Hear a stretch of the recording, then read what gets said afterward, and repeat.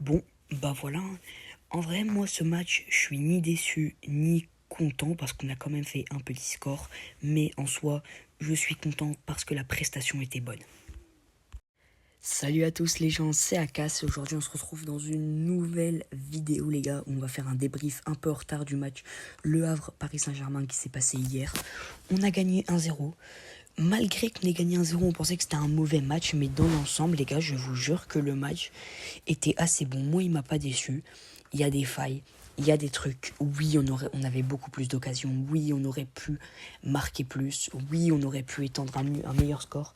Mais par rapport aux dernières prestations du Paris Saint-Germain, moi, je trouve que c'est un match, pas un match révélation ou déclic, comme certains disent, mais un bon match, honnêtement. Donc les gars, du coup, on se déplaçait au Havre pour cette, je sais plus combienième journée de Ligue 1. On est allé là-bas, on a gagné 1-0, franchement sur un but de Barcola, du coup à la 37e minute. Barcola qui a été élu homme du match. Barcola, comme d'habitude, il est très bon, il a de bonnes occasions, mais il y a un manque de finition. Devant les cages, dans la surface, il y a un manque d'efficacité. Et ça faudrait peut-être qu'il le retravaille, parce que s'il fait ce genre, il manque ce genre d'action dans les matchs importants en Ligue des Champions.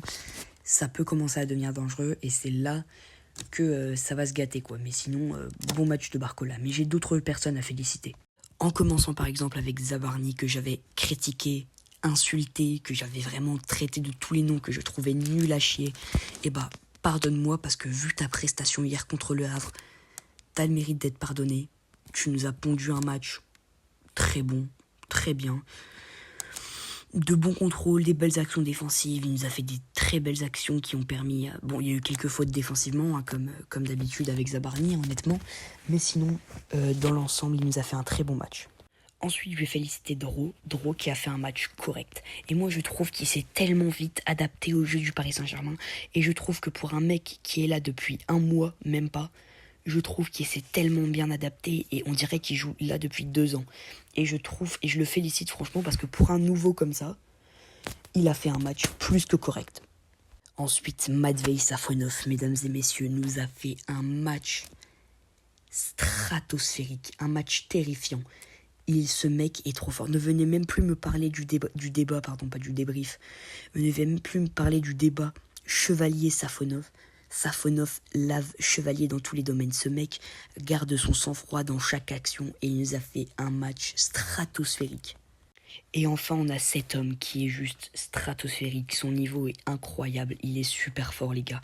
Kang In Lee a encore prouvé qu'il était là, qu'il était technique, qu'il avait absolument tout ce qu'il fallait. Franchement, Kang In Lee nous a fait un match de chef de A à Z. Et il pouvait pas faire mieux, franchement.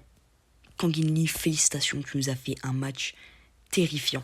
Après les gars, c'est sûr que contre le Havre, on aurait pu se permettre de faire mieux que 1-0, mais on connaît les difficultés actuelles du Paris Saint-Germain. Et voilà quoi. 1-0 c'est bien. On reprend une grosse avance sur Lens au classement de Ligue 1. Et bah oui, parce que Lens, les gars, en 2 matchs, ont fait une défaite et une égalité contre Monaco et Strasbourg respectivement. Et en 2 matchs, ils n'ont pris que 1 point. Nous, on a joué contre Metz et le Havre et on a fait 2 victoires. Et on a gagné 6 points sur 2 matchs alors que eux n'en ont gagné que 1. Et ça nous met une terrible avance devant eux et on a beaucoup plus de chances de remporter la Ligue 1 cette saison. Et je pense qu'on a tous compris, mais les gars, ce qui nous manque absolument au milieu de terrain cette saison, c'est Fabian Ruiz, qui est blessé et qui, franchement les gars, il me manque absolument les gars. Il est encore blessé et je viens d'avoir une terrible nouvelle les gars. Il ne jouera pas contre Chelsea, du moins il ne jouera pas le match aller au Parc des Princes.